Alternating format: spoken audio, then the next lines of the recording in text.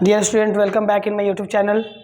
आज English grammar के emphatic topic पे डिस्कशन है और ये एक छोटा सा चैप्टर है इम्फैटिक, जो डू डज डिड और शैल विल के रिगार्डिंग पढ़ना है।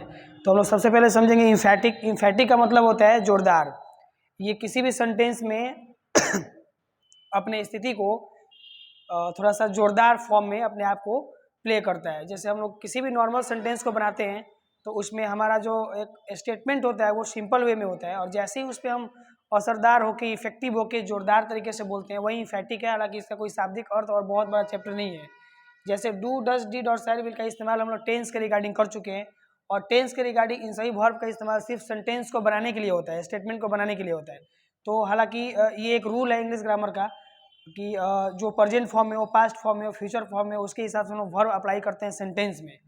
सेम काम इम्फैटिक में भी होगा, बट इम्फैटिक में यही हमें देखना होगा कि प्रेजेंट, पास्ट और फ्यूचर के सेंटेंस के साथ कौन से वर्ब लग रहे हैं और उसको कैसे असरदार यानी कैसे जोरदार बना रहे हैं। तो हम लोग एग्जाम्पल बेसिस से समझते हैं। सबसे पहले तो हमें सबसे पहले पता है कि डू डज जो है हमारा सिंपल प्रेजेंट टेंस का स्ट्रक्चर जो होता है सब्जेक्ट V1 V5 ऑब्जेक्ट, उसके लिहाज से जब निगेटिव में जाते हैं हम लोग तो डू डज का इस्तेमाल करते हैं। ठीक वही कंडीशन यहाँ भी है कि डू डज का इस्तेमाल प्रेजेंट फॉर्म में करेंगे। तो एग्जाम्पल बेसिस पर हम लोग देखते हैं प्रेजेंट फॉर्म।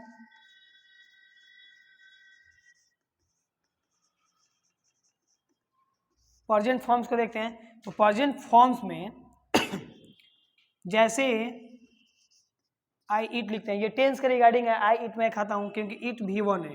तो इसी का अगर इम्फैटिक चेंज करना हो तो आई और आई के साथ डू लगता है, आई डू और ईट हो जाएगा। ये मैं खाता हूँ और यहाँ पे मैं अवश्य खाता हूँ के सेंस में जाएगा, और यही डू दर्शा रहा है कि ये इम्फैटिक है और वर्ब वन के पहले लगा है।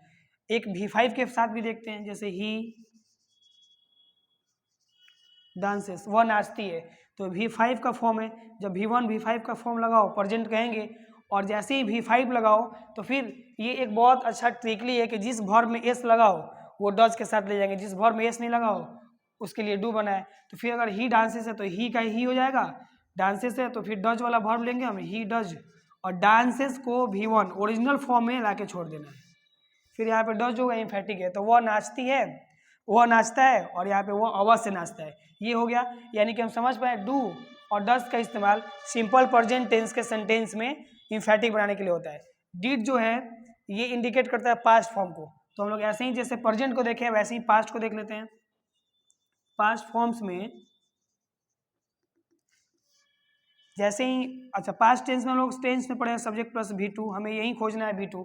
तो जैसे आई एट, मैंने खाया या मैं खाया, तो ये V2 इंडिकेट करता है और ये इंडिकेट V2 करता है, तो यही सिंपल पास्ट हो जाता है, और पास्ट को ये हमें डिड में ले जाना है। तो जैसे ही आई और जैसे ही V2 देखेंगे डिड लिख देंगे, और इसका फिर ओरिजिनल फॉर्म, क्योंकि यहाँ भी डांसेस था V5 तो डांस में यानी V1 में चेंज हुआ था, तो वर्ब कोई मिले उसको ओरिजिनल फॉर्म में ले जाना है। तो आई डिड हो गया और फिर एट का यहाँ ईट हो जाएगा। मैंने खाया, मैंने अवश्य खाया था, ये हो गया। तो इसका कुछ नहीं है। जैसे एक ही वाक्ड, V2 कई बार ईडी फॉर्म के साथ भी होते हैं, तो इसमें ईडी लगा हुआ है, फिर V2 है। जैसे V2 इंडिकेट हुआ फिर अपना सब्जेक्ट वहीं रहेगा, इस V2 के आए हुई जगह पे डिड और V2 को V1 में चेंज करेंगे, ये हो जाएगा। यानी डिड ये इंट्रोड्यूस कराता है पास्ट इम्फैटिक को। फिर शैल विल बचा है। शैल विल बहुत ही आसान फॉर्मेट है इसका। जिस भी हम लोग जैसे सेंटेंस पढ़ते हैं और सेंटेंस में जिस जिस सब्जेक्ट के साथ शैल लगाते हैं और जिस जिस सब्जेक्ट के साथ विल लगाते हैं, ये सबसे पहले कंसेप्ट याद होना चाहिए। अगर वो याद है तो शैल विल लिखा हुआ भले ही है, इम्फैटिक यहीं पे बन गया। हम यहीं पे इसको समझा देते हैं एग्जाम्पल में। जैसे हम लोग को पहले से पता है कि आई और वी के साथ शैल का इस्तेमाल होता है। उसके बाद यू है, ही, सी, इट और किसी पर्टिकुलर नेम के साथ विल का प्रयोग होता है। तो इम्फैटिक बनाने के लिए इसका अलग से कोई रूल नहीं है।